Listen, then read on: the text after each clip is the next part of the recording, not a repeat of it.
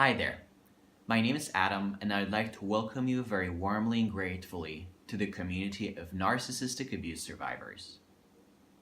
If you're watching this video, I assume that you, your loved one, or your friend have experienced abuse from the hands of a narcissist. This narcissistic abuse may span from emotional and psychological damage to pure physical violence. The concept behind this channel, as well as the videos that will follow in the course of next weeks and months, has been inspired by my own experiences of a romantic relationship with a person who I recently learned is a narcissistic sociopath. For 3 years, I have deeply loved a person who, in return to my kindness, my love, my understanding, my empathy, my loyalty, treated me very poorly, damaged my personality, undermined my identity, as well as contributed to my plummeting self-esteem and self-worth. A narcissist, the narcissist from my life, used a variety of tactics that you may be familiar with, which include gaslighting, manipulation, control, psychological projection, as well as many, many others. For people who have been in relationships with narcissists, this may sound very familiar. You may emotionally understand the consequences of being in a relationship with a narcissist. But for folk who have not had yet a pleasure of being in a relationship with a narcissist, this is just a word of warning. Any intimate relationship with a narcissist will lead to abuse, not because of you. Narcissists are not capable of having close and intimate relationships with anyone because they're just empty shells. There's nothing within them. They're very good at faking emotions. They're very good at expressing emotions since they've masterfully learned how to do that, but they lack emotions. They have no emotions within them, and therefore they also have no empathy for you. Therefore, the ultimate goal, the ultimate end of a relationship with a narcissist is the abuse of you. The goal of this community is twofold.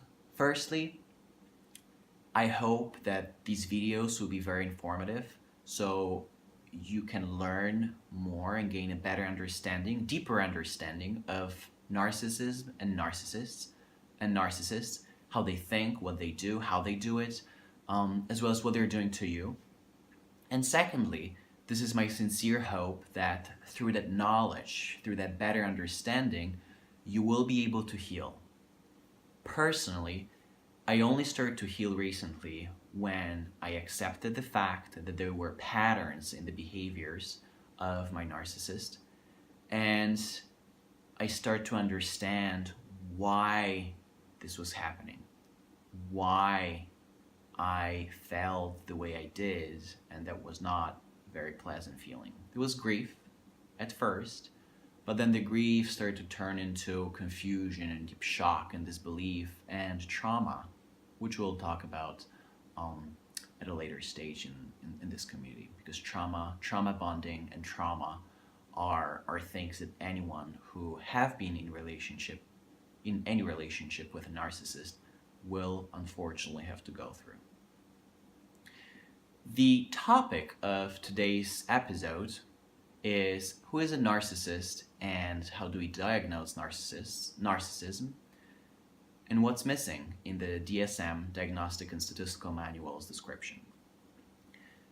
As we start speaking about narcissism, I think it's important to provide a few basic background information on mental disorders. It's estimated that every 4th person in the population suffers from some sort of mental disorder, and it's estimated that between every 10th to 15th person suffers from a cluster B disorder. Now, cluster B disorder is an umbrella of disorders that includes Narcissistic Personality Disorder, NPD, Borderline Personality Disorder, BPD, as well as Antisocial Personality Disorder, which consequently includes sociopaths and psychopaths. Now, Antisocial Personality Disorder is on an extreme end of malignant narcissism. We'll talk more about the difference a little bit later, but just keep in mind that differentiation for now. The Diagnostic and Statistical Manual on Mental Disorders claims that there are 9 features which you can use to define narcissism and a narcissist. It's claimed, it's believed that a person needs to have 5 of the features to qualify to be diagnosed with narcissism. And so these are the features of a narcissist. A narcissist has grandiose sense of self-importance. That's 1. 2, a narcissist is preoccupied with fantasies of unlimited success, power, and brilliance. 3, believes in being special. 4, requires excessive admiration. 5, has a sense of entitlement, and that sense of entitlement also includes their fulfillment of their expectations towards you and their standards, as well as your reading of their mind. 6th is interpersonally exploitative. 7th, lacks empathy. 8th, is very envious and jealous of others, their gifts and talents. And 9th, shows very arrogant behavior. Now, after having read that list, I assume that anyone could recognize and diagnose a narcissist. Oh, he's a narcissist. Oh, she's a narcissist. And by the way, narcissism does not know any boundaries. It exists across cultures, it exists across races, religions, ethnicities. It applies to males, females, gay, straight. You will find narcissists everywhere, in any pocket of population. And they're just as bad in any society, in any race, in any sexual orientation. They're just as bad everywhere. So now, what I believe is missing in the Diagnostic and Statistical Manual is the fact that narcissists can hide, and they hide their entire lives. Narcissists are pathological liars. They create a false self-image that they portray to the world, and you may even have a narcissist in your circle of friends.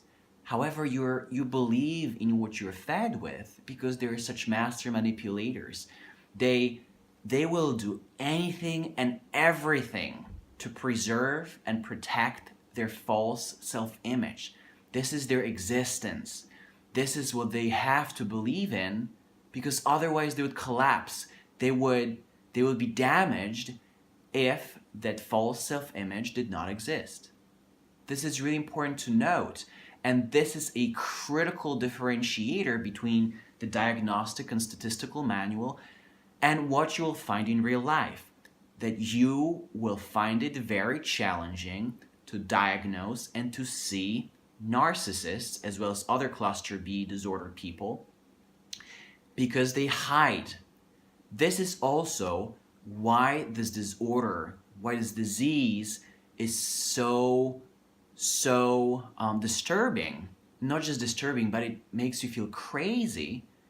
And that's because it's so refined and so sophisticated that you need to be really, I would say, emotionally healthy to see and understand narcissism. It's a very refined, very sophisticated difference between somebody who is capable of emotions and shows emotions versus a person who fakes expressing emotions but doesn't have emotions altogether.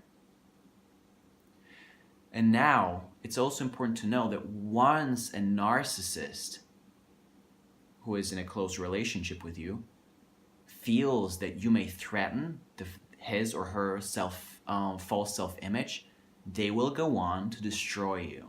This is the only end result of a relationship with a narcissist. And as I said, you may start feeling crazy. Other people may say you're crazy because they don't know what's going on in your life. However, I would like you to trust your guts. You know what you're experiencing. You know what your feelings are, and you need to trust yourself.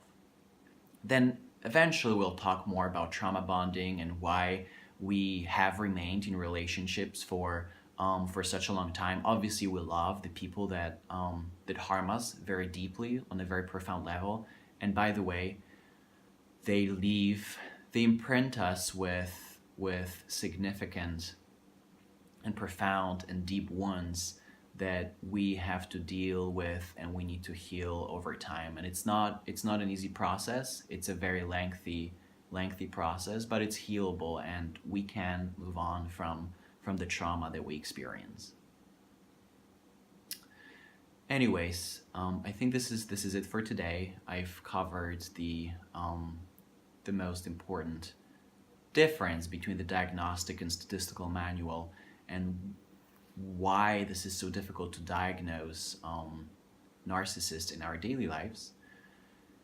If you like this video, please like it, subscribe to the channel if you'd like to subscribe to the channel, and share this video to the people who you may believe will benefit from this video. I hope you'll come back to my future videos eventually, and I would like you to know that I'm here for you. I would like to serve as your resource now or in the future. If you have any questions whatsoever, please comment or shoot me an email, which can be visible in the channel.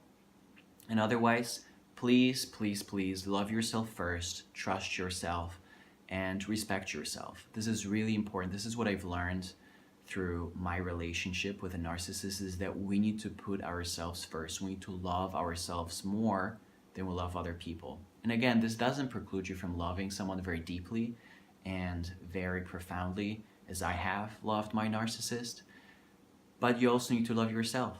And this is very important to remember. If you do not love yourself, a narcissist will definitely not love you. A narcissist will exploit you even further.